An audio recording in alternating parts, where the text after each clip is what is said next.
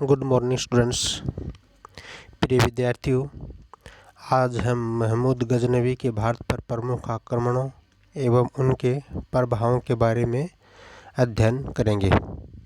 प्रिय विद्यार्थियों, जैसा कि आपको पता ही है, भारत में इस्लामी राज्य स्थापित करने का श्रेय तुर्कों को प्राप्त है। तुर्क मूलतः मध्य एशिया की एक बर्बर जाति थी।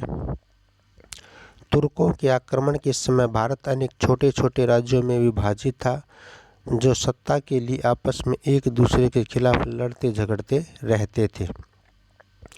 अल्पतकीन प्रथम तुर्क शासक था, जिसने 962 ईस्वी में काबुल को अपने अधीन कर लिया था। 963 ईस्वी में उसकी मृत्यु के बाद उनके लड़के इसहाक ने 3 वर्ष तक शासन किया। उनके बाद उनके सेनापति बख्तगिन ने गजनी पर अधिकार कर लिया।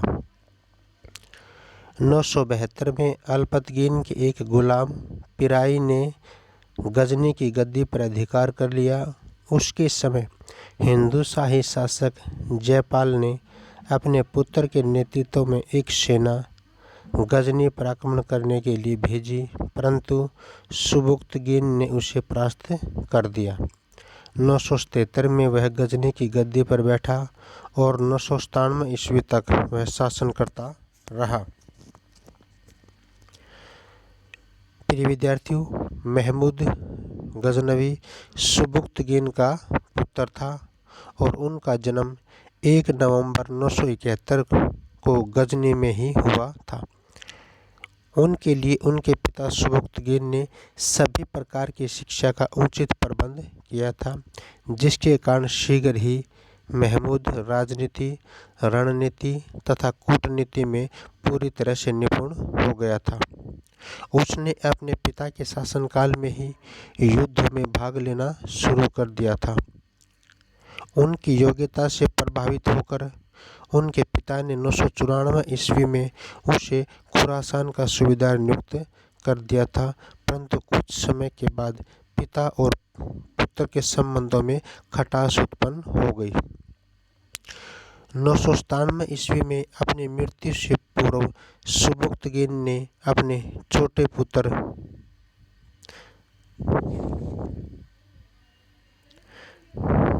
इस्माइल को अपना उत्तराधिकारी नियुक्त कर दिया, परंतु महमूद ने एक युद्ध में इस्माइल को पराजित करके 998 ईस्वी में गजनी की गद्दी संभाल ली। गजनी की गद्दी पर बैठने के बाद बगदाद के खलीफा अल कादिर बिल्लाह ने उसे यमीनुद्दौला यानी कि साम्राज्य का दायां भाग और अमीन उल मिल्लत मुसलमानों का संरक्षक नामक उपाधियों से सम्मानित किया।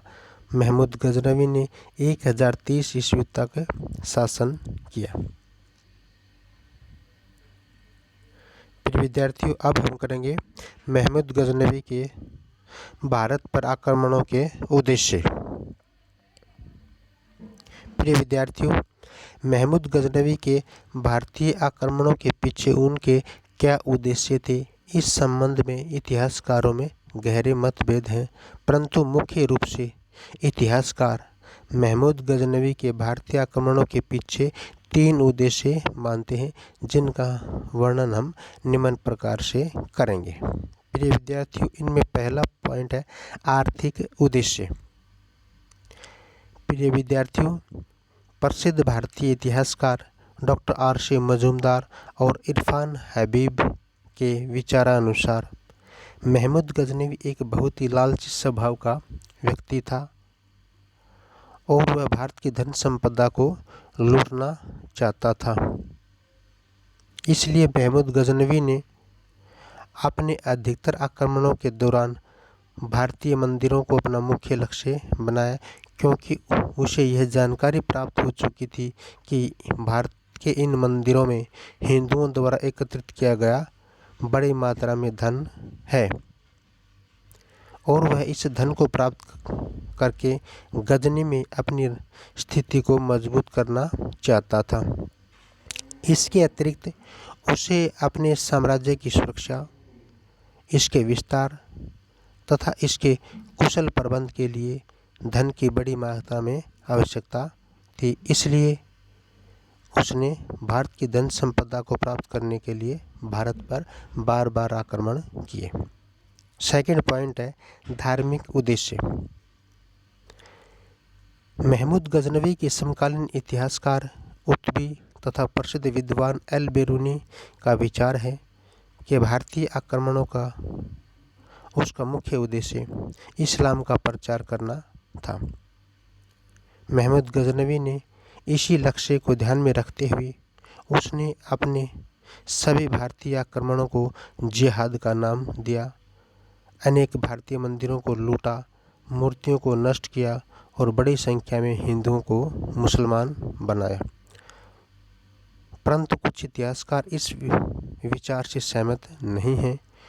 उनका विचार है कि महमूद गजनवी ने भारत में इस्लाम के प्रचार के लिए कोई विशेष प्रयत्न नहीं किए। उसने भारतीय मंदिरों को इसलिए बर्बाद नहीं किया कि वह मूर्ति पूजा को समाप्त करना चाहता था, अपितु उन्होंने भारतीय मंदिरों को इसलिए बर्बाद किया कि वे अमूल्य धन के भंडार थे।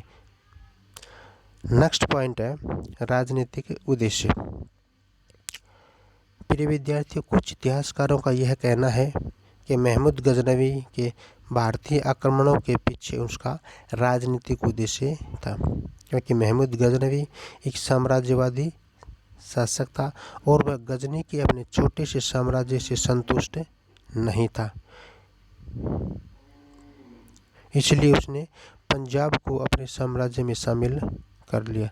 परंतु महमूद गजनवी भारत में एक स्थायी साम्राज्य स्थापित करने के पक्ष में नहीं था। हमें पता चलता है कि उन्होंने पंजाब को तो अपने साम्राज्य में शामिल कर लिया था, परंतु उसने पंजाब के अतिरिक्त दूसरे विजित भारतीय प्रदेशों को अपने साम्राज्य में शामिल नहीं किया, क्योंकि वह इस बात को भली प्रकार से जानता था कि गजनी से अधिक दूर पर स्थित होने के कारण वह भारत पर अधिक सफलता से शासन नहीं कर सकता। इसलिए उसने भारत में कहीं पर भी सैनिक चौकी स्थापित करने का कोई प्रयत्न नहीं किया। तो प्रिय विद्यार्थियों, ये थे महमूद गजनवी के भारत पर आक्रमणों के मुख्य उद्देश्य। अब हम करेंगे महमूद गजनवी के भारत पर प्रमुख आक्रमण। प्रिय विद्यार्थियों, महमूद गजनवी ने 1000 ईस्वी से लेकर 1027 के मध्य में भारत पर लगभग 17 बार आक्रमण किए और इन सभी आक्रमणों में उसे लगभग सफलता प्राप्त हुई। उनके आक्रमणों का संक्षिप्त विवरण निम्न प्रकार से है। 1000 ईस्वी का आक्रमण। प्रिय विद्यार्थियों, महमूद गजनवी ने पहली बार भारत पर सितंबर 1000 ईस्वी में पंजाब के सीमावर्ती क्षेत्रों पर आक्रमण किए थे। ये आक्रमण केवल पंजाब के सीमावर्ती क्षेत्रों तक ही सीमित थे, इसलिए इतिहासकार इस आक्रमण को कोई ज़्यादा विशेष महत्व नहीं देते।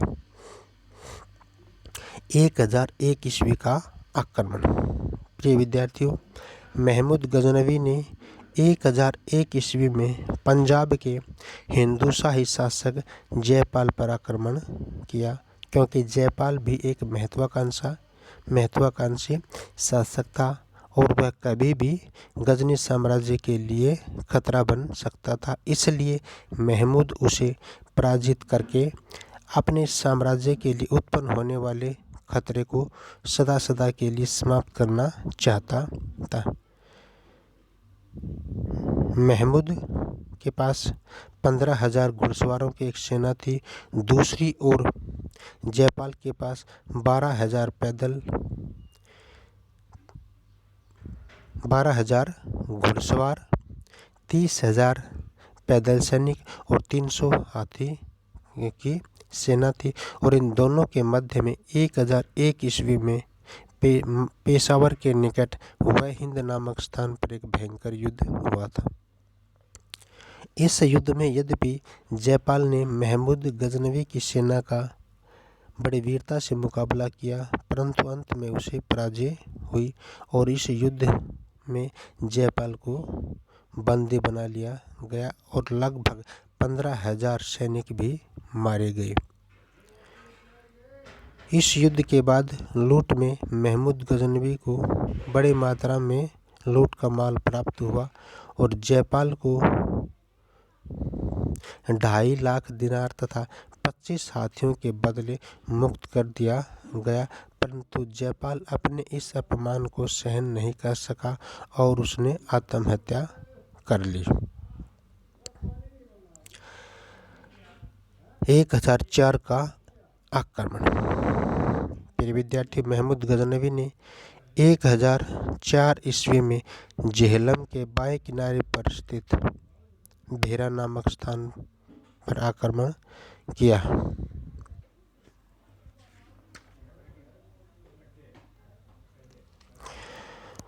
वहां का शासक बिजी राय मुसलमानों का कट्टर विरोधी था, अतः उसने महमूद गजनवी द्वारा पंजाब के सीमावर्ती क्षेत्रों में नियुक्त किए गए प्रशासकों को खदेड़ने का निश्चय किया और महमूद गजनवी इसे सहन करने के लिए तैयार नहीं था, अतः उसने बिजी राय के ऊपर आक्रमण कर दिया और इस युद्ध में बिजी राय पराजित हो गया, परंतु उसने मुसलमानों के हाथों अपमानित होने की अपेक्षा आत्महत्या कर ली। 1006 ईस्वी का आक्रमण। प्रिय विद्यार्थियों, महमूद गजनवी ने 1006 ईस्वी में मुल्तान के शासक अब्दुल फतेह दाऊद पर आक्रमण किया। अब्दुल फतेह दाऊद मुसलमानों की शिया संप्रदाय से संबंध रखता था, परंतु महमूद गजनवी कट्टर सुन्नी मुसलमान होने के कारण इस संप्रदाय से नफरत करता था। दूसरी ओर जब महमूद गजनवी ने बिजी राय पर आक्रमण किया था तो उस समय दाऊद के सैनिकों ने महमूद गजनवी की सेना को भारी नुकसान पहुंचाया था, इसलिए महमूद ने मुल्तान पर आक्रमण करने का निर्णय किया और इस आक्रमण में दाऊद ने बड़ी वीरता से महमूद की सेना का मुकाबला किया, किंतु वह पराजित हो गया और महमूद ने मुल्तान पर अधिकार कर लिया। महमूद गजनवी ने आनंदपाल के लड़के सुखपाल, जिसने इस्लाम धर्म स्वीकार कर लिया था और अपना नाम नवासा शाह रख लिया था, को मुल्तान का अपनी ओर से गवर्नर नियुक्त कर दिया। 1007 का आक्रमण। प्रिय विद्यार्थियों, मुल्तान पर महमूद गजनवी ने आनंदपाल के लड़के सुखपाल को अपनी ओर से गवर्नर नियुक्त करने के बाद वह वापिस गजनी लौट गया, परंतु उसके गजनी पहुंचने के बाद उसे समाचार मिला कि सुखपाल ने इस्लाम का त्याग कर दिया और उसने अपनी स्वतंत्रता की घोषणा कर दी। इस बात को सुनकर महमूद गजनवी आग बबूला हो गया और उसने सुखपाल को सबक सिखाने के उद्देश्य से 1007 ईस्वी में फिर मुल्तान पर आक्रमण कर दिया और उसने सुखपाल को पराजित करके उसे बंदी बना लिया। 1008 ईस्वी का आक्रमण। प्रिय विद्यार्थियों, पंजाब का हिंदूशाही शासक आनंदपाल महमूद गजनवी की बड़ी तीव्रता से बढ़ते हुए प्रभाव को देखकर चिंतित हो गया था,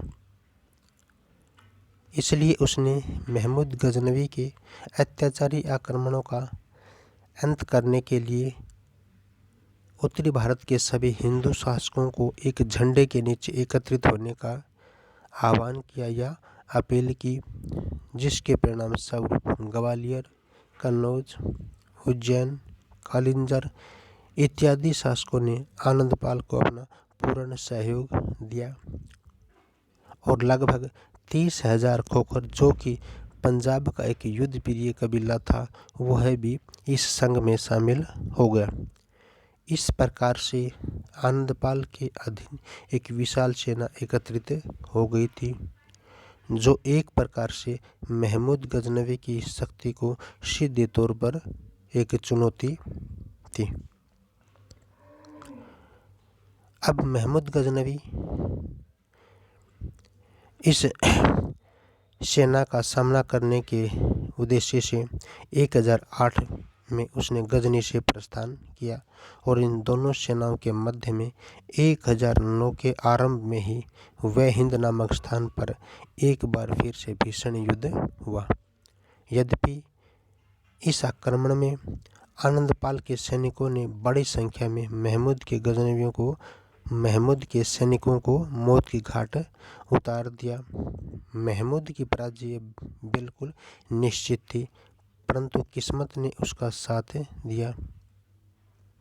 आनंदपाल का हाथी इस समय बिगड़ गया और वह रण क्षेत्र से भाग गया, जिसके कारण हिंदू सैनिकों में भगदड़ मच गई और इस प्रकार से भाग्य ने महमूद गजनवी का साथ दिया और वह इस युद्ध में विजयी हुआ। निसंदेह यह महमूद गजनवी की एक महत्वपूर्ण विजय थी। इस विजय के बाद उसका पंजाब पर अधिकार हो गया। 1009 ईस्वी का आक्रमण। प्रिय विद्यार्थियों, पंजाब के हिंदूशाही शासक आनंदपाल के विरुद्ध अपनी विजय से उत्साहित होकर महमूद गजनवी ने 1009 ईस्वी में नगरकोट कांगड़ा, जो कि हिमाचल प्रदेश में स्थित है, वहां पर आक्रमण कर दिया। नगरकोट की जनता ने महमूद गजनवी की सेना का प्रारंभ में मुकाबला किया, परंतु वे मुसलमानों के तीव्र वेग को नहीं रोक सके, अतः उन्होंने अपनी पराजय स्वीकार कर ली। इसके बाद महमूद गजनवी ने नगरकोट के मंदिर में प्रवेश किया और उसने इस मंदिर को बुरी तरह से लूट लिया। इस मंदिर से महमूद गजनवी को बड़ी मात्रा में सोने के सिक्के, सोने चांदी के आभूषण तथा बड़ी मात्रा में बहुमूल्य पत्थर, हीरे, मोती इत्यादि प्राप्त हुए। इसके अतिरिक्त इस लूटमार में मुसलमानों के हाथों कुछ ऐसी दुर्लभ चीज़ें भी हाथ लगी जिनको मध्य एशिया के लोगों ने इससे पूर्व कभी नहीं देखा था, और लूट के इस सामान की गजनी में कई सप्ताहों तक एक प्रदर्शनी लगाई गई और इस प्रदर्शनी की एक झलक के लिए मुस्लिम देशों से बड़ी संख्या में लोग गजनी आए। नेक्स्ट पॉइंट है 1014 का आक्रमण। प्रिय विद्यार्थियों, महमूद गजनवी ने 1014 ईस्वी में थानेश्वर, हरियाणा पर आक्रमण किया। थानेश्वर उस समय हिंदुओं का एक बहुत ही पवित्र स्थान होता था और यहाँ पर अनेक छोटे बड़े मंदिर स्थित थे, जहाँ पर बड़ी मात्रा में धन संपदा थी। इसलिए महमूद गजनवी ने अपना बिना समय गंवाए ही एक विशाल सेना के साथ अचानक थानेश्वर के ऊपर एक जोरदार आक्रमण कर दिया और इस आक्रमण को देखकर थानेश्वर की जनसंख्या भी स्तब्ध रह गई और यहाँ पर महमूद गजनवी ने चक्रास्वामी की मूर्ति को तोड़कर उस मंदिर को बुरी तरह से लूट लिया और यहाँ पर बड़ी संख्या में हिंदुओं को मौत की घाट उतार दिया। 1018 का आक्रमण। प्रिय विद्यार्थियों, महमूद गजनवी ने 1018 ईस्वी में मथुरा पर आक्रमण करके यहाँ के मंदिरों में भयंकर लूटमार मचाई। इसके बाद महमूद गजनवी के सैनिक मार्ग में अनेक स्थानों पर लूटमार करते हुए कन्नौज पहुंच गए। उन दिनों कन्नौज का राज्य उत्तरी भारत का सर्वाधिक महत्वपूर्ण राज्य था। यहाँ का राजा राजपाल था, जो कि बहुत ही कायर निकला और उसने महमूद गजनवी का सामना किए बिना ही उसकी अधीनता स्वीकार कर ली। महमूद गजनवी के सैनिकों ने यहाँ के मंदिरों में भी भयंकर लूटमार मचाई। 1019 का आक्रमण। प्रिय विद्यार्थियों, कन्नौज के शासक राजपाल द्वारा महमूद गजनवी की अधीनता स्वीकार करने से राजपूतों ने इसे अपना घोर अपमान समझा। कालिंजर के शासक गंड के पुत्र विद्याधर ने इस अपमान का बदला लेने के लिए ग्वालियर के शासक अर्जुन के साथ मिलकर कन्नौज पर आक्रमण कर दिया और इस आक्रमण में कन्नौज के शासक राजपाल मारा गया। और महमूद गजनवी इस बात को कभी भी सहन नहीं कर सकता था, क्योंकि उसने राजपाल द्वारा उसकी अधीनता स्वीकार करने के पश्चात उसे कन्नौज में अपना प्रतिनिधि नियुक्त किया था। इसलिए महमूद गजनवी ने 1019 ईस्वी में कालिंजर पर आक्रमण कर दिया। जब विद्याधर को युद्ध में अपनी पराजय निकट दिखाई दी तो वह युद्ध के मैदान से भाग गया और उसके सैनिकों ने हार स्वीकार कर ली। राजा गंड ने महमूद के साथ एक संधि की और उसे बड़ी मात्रा में धन दौलत देना स्वीकार कर लिया। 1025 ईस्वी का आक्रमण। प्रिय विद्यार्थियों, महमूद गजनवी द्वारा भारत पर किए गए उसके आक्रमण में सर्वाधिक प्रसिद्ध आक्रमण सोमनाथ गुजरात का आक्रमण था। सोमनाथ का मंदिर अपनी विशालता तथा अपनी धन दौलत के लिए विश्व भर में विख्यात था। इस मंदिर में भगवान सोमनाथ की उपासना के लिए बड़ी मात्रा में ब्राह्मण, देवदासियां तथा संगीतक सदैव तैयार रहते थे। इस मंदिर में प्रतिदिन बड़ी मात्रा में चढ़ावा भी आता था, जिससे इस मंदिर में बड़ी मात्रा में धन दौलत थी। इस मंदिर में एक विशाल घंटी भी बंधी हुई थी जो कई टन सोने की बनी हुई थी। भगवान सोमनाथ की मूर्ति तथा उसके ऊपर बनाए गए छत्र पर भी बहुमूल्य हीरे जवाहरात जड़े हुए थे। यानी कि कहने का अर्थ यह है कि इस अकेले मंदिर में इतनी दौलत थी कि जो महमूद ने कभी सपने में भी नहीं देखी थी। महमूद गजनवी इस मंदिर को लूटने के उद्देश्य से अक्टूबर 1025 ईस्वी में उसने गजनी से कूच किया। इस आक्रमण के समय उसके पास 80,000 पैदल सैनिक और 30,000 घुड़सवार थे। महमूद गजनवी बिना किसी विरोध के मुल्तान तथा राजस्थान से होता हुआ गुजरात की राजधानी अनहिलवाड़ा में पहुंच गया। जब गुजरात के शासक भीमदेव को इस बारे में पता चला तो वह अपनी राजधानी छोड़कर भाग गया और इस मंदिर की रक्षा करते हुए लगभग 50,000 योद्धा मारे गए। और इसके बाद महमूद ने मंदिर में प्रवेश करके उसकी धन संपत्ति को पूरी तरह से लूट लिया। सोमनाथ की विजय वास्तव में महमूद गजनवी का सबसे महान सैनिक कारनामा था। इस विजय के बाद मुस्लिम जगत में उसकी प्रतिष्ठा बहुत ज़्यादा बढ़ गई। 1027 का आक्रमण। प्रिय विद्यार्थियों, महमूद गजनवी जब सोमनाथ से धन लूटकर गजनी लौट रहा था तो रास्ते में मुल्तान के जाटों ने उसका मार्ग अवरुद्ध कर दिया था। उस समय महमूद गजनवी के पास बहुमूल्य दौलत थी, इसलिए उसने जाटों से युद्ध मोल लेना उचित नहीं समझा और गजनी में पहुंचकर उसने जाटों को सबक सिखाने के उद्देश्य से 1027 ईस्वी में मुल्तान पर फिर से आक्रमण कर दिया। यद्यपि जाटों ने महमूद गजनवी का डटकर सामना किया, किंतु अंत में महमूद ने जाटों को पराजित करके बड़ी संख्या में उन्हें मौत के घाट उतार दिया गया और इस प्रकार से महमूद गजनवी का यह भारत पर अंतिम आक्रमण था। 1030 ईस्वी में महमूद गजनवी की बीमारी के कारण 59 वर्ष की आयु में मृत्यु हो गई। प्रिय विद्यार्थियों, अब हम महमूद गजनवी के भारतीय आक्रमणों के प्रभावों के बारे में अध्ययन करेंगे। इनमें पहला पॉइंट है पंजाब गजनी साम्राज्य का अंग बना।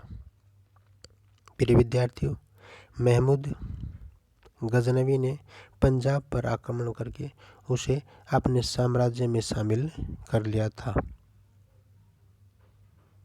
पंजाब पर अधिकार उसने इस उद्देश्य के साथ किया ताकि वह भारत के आंतरिक भागों में आसानी से प्रवेश कर सके और पंजाब को महमूद गजनवी ने अपने भारतीय आक्रमणों के सैनिक तैयारियों का अपना प्रमुख केंद्र बनाया और इस प्रकार से पंजाब भारत का ऐसा प्रथम भाग था जिसे मुसलमानों की गुलामी स्वीकार करनी पड़े। नेक्स्ट पॉइंट है जन धन की अपार हानि। प्रिय विद्यार्थियों, महमूद गजनवी के आक्रमणों के परिणाम स्वरूप भारत को बड़ी मात्रा में जन धन की हानि हुई। महमूद गजनवी के आक्रमणों के दौरान लाखों की संख्या में सैनिकों के साथ साथ जनसाधारण भी मारे गए। इसके अतिरिक्त महमूद गजनवी ने अपने अधिकतर आक्रमणों के दौरान केवल और केवल भारतीय मंदिरों को ही अपना निशाना बनाया था और इन मंदिरों से उसने बड़ी मात्रा में लूट का माल प्राप्त किया, जिससे भारत को बड़ी मात्रा में धन की भी अपार हानि हुई थी। नेक्स्ट पॉइंट है भारत की दुर्बलता का प्रकट होना। प्रिय विद्यार्थियों, महमूद गजनवी के भारतीय आक्रमणों का एक महत्वपूर्ण परिणाम यह निकला कि इन आक्रमणों से भारत की दुर्बलता विश्व के सामने प्रकट हो गई। महमूद गजनवी ने भारत पर लगभग 17 बार आक्रमण किए और उसे एक बार भी पराजय का सामना नहीं करना पड़ा। इन आक्रमणों ने भारतीय शासकों की आपसी ईर्ष्या, फूट, सैन्य संगठन और रणनीति से संबंधित जो भी दोष थे उनसे विदेशियों को ज्ञान करवा दिया और इससे भावी मुस्लिम आक्रमणकारियों को भारत को अपने अधीन करने के लिए प्रेरणा मिली। नेक्स्ट पॉइंट है भारतीय कला को गहरा आघात। प्रिय विद्यार्थियों, महमूद गजनवी के आक्रमणों से भारतीय कला को भी गहरा आघात पहुंचा था, क्योंकि महमूद गजनवी ने अपने भारतीय आक्रमणों के दौरान बड़ी मात्रा में भारतीय मंदिरों को अपना निशाना बनाया था और उन्होंने इन मंदिरों में स्थापित अनेक मूर्तियों को नष्ट कर दिया था, जो कि भारतीय कला के एक उत्कृष्ट नमूने माने जाते थे। नेक्स्ट पॉइंट है भारतीयों में हीनता की भावना। प्रिय विद्यार्थियों, महमूद गजनवी के आक्रमणों से पहले भारतीय शासक अपने आप को बहुत बहादुर समझते थे, परंतु जब उनका मुकाबला युद्ध के मैदान में महमूद गजनवी से हुआ तो उन्हें हर बार पराजय का मुंह देखना पड़ा। इन बार बार होने वाली पराजयों ने भारतीयों में हीनता की भावना उत्पन्न कर दी और भारतीय सैनिकों को अब यह विश्वास हो गया था कि मुसलमानों को पराजित करना आसान कार्य नहीं है। भारतीयों की इस हीन भावना के कारण ही उन्होंने भावी मुस्लिम आक्रमणकारियों का डटकर मुकाबला नहीं किया, जिसके परिणाम स्वरूप भारत को कई शताब्दियों तक मुसलमानों का गुलाम रहना पड़ा। Thanks students.